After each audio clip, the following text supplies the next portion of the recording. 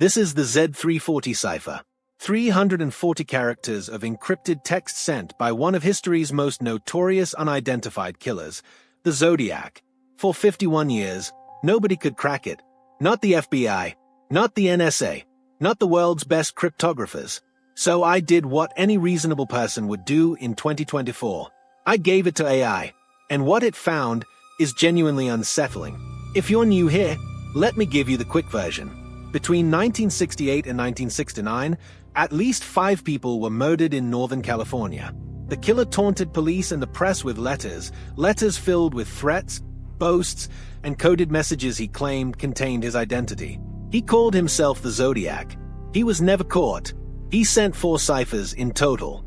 The Z408, cracked within a week by a school teacher and his wife in 1969. The Z13, still unsolved. The Z32, still unsolved. And the Z340, which sat unbroken for over half a century until a team of amateur codebreakers finally cracked it in December 2020. But here's the thing about the Z340. Even after it was decoded, the message raised more questions than it answered. It was rambling, strange, and gave investigators nothing concrete. So I wanted to know, what would AI do with it? Could it find patterns that humans missed? Could it build a psychological profile from the language? Could it tell us anything new? Let's find out. Okay, so here's how I approach this. I'm going to be completely transparent about what I did, what prompts I used, and what came back, including the stuff that didn't work, because that's just as interesting. I started simple. I pasted the raw Z340 cipher, the undecoded version, directly into the chat and asked, "Analyze this cipher for patterns. Are there any repeating sequences, structural anomalies, or linguistic clues that might indicate the language of origin or encryption method used?" Now this is interesting. It immediately flagged several things. First, it noted the high frequency of certain symbols appearing in positions typical of common English letters like E, T, and A.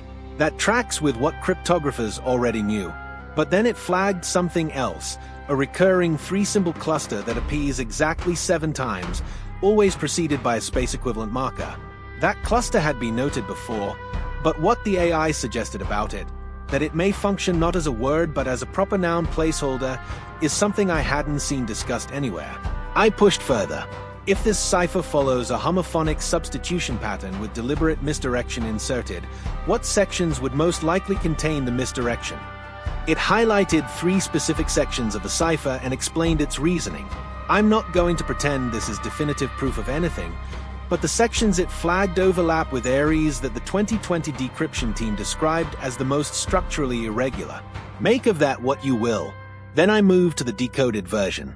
This is what the Z340 actually says, according to the 2020 decryption by David Aranchak, Sam Blake, and Jarl Van Eyck.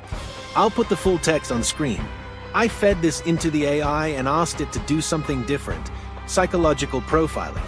Based on the language, syntax, and content of this message, build a psychological profile of the author. Consider word choice, sentence structure, emotional tone, and any indicators of education level, age range, or psychological state. The AI described the author as someone with above-average intelligence who deliberately obscures it. It noted a pattern of performative confidence masking deep insecurity. The author repeatedly asserts power while simultaneously seeking validation from an audience. It flagged the use of third-person self-reference as a dissociation technique, and noted that the taunting tone is consistent with someone who feels chronically underestimated in their everyday life. None of that is shocking to true crime researchers. But then it said something that stopped me. It flagged a single phrase in the decoded message and said, and I'm quoting the AI directly here, "This construction is atypical for someone performing dominance." It suggests a moment of genuine fear, possibly of being identified, that slipped through the performative layer. I'll come back to that phrase at the end of the video, because I think it matters. So let's talk about what the AI actually produced and whether any of it lines up with existing theories.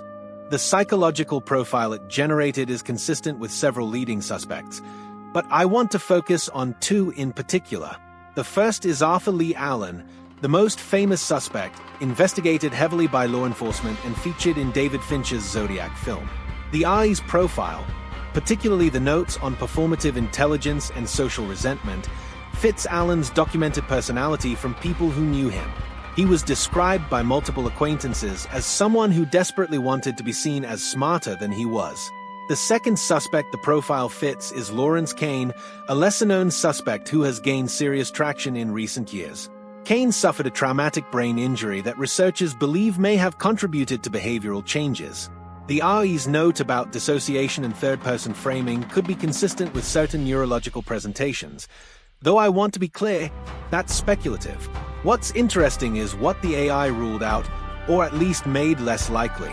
It said the language pattern suggests someone who was native to formal American English writing conventions of the 1960s, which actually narrows the field considerably if taken seriously. Now, did AI solve the Zodiac case? No, obviously not. But it gave me 3 things I didn't have before I started: a structural anomaly in the undecoded cipher worth examining further, a psychological detail that aligns with specific suspects, and that phrase. Which brings me to the part of this video I've been sitting on.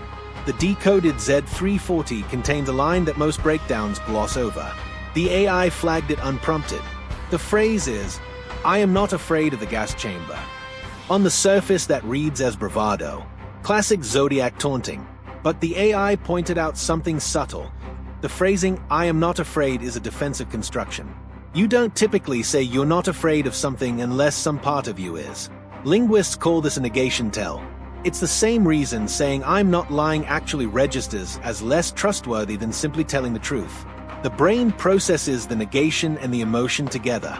The AI suggested this line, buried in what is otherwise a dominant, aggressive message, represents the one moment the author's mask slipped.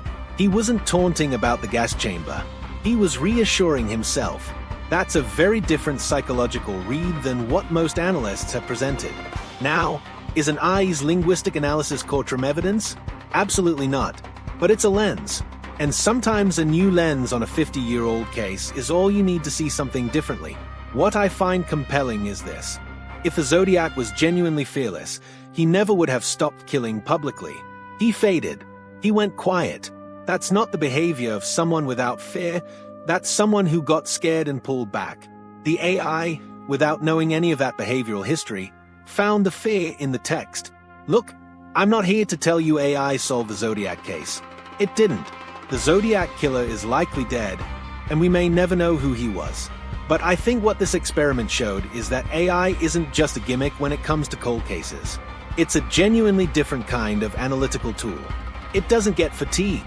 It doesn't have assumptions baked in from decades of reading the same theories. It just looks at the text and tells you what it sees. And sometimes what it sees is worth paying attention to. I want to know what you think. Do you buy the negation tell analysis? Does the fear angle change how you see the Zodiac's behavior? And which suspect do you think the psychological profile fits best? Drop it in the comments.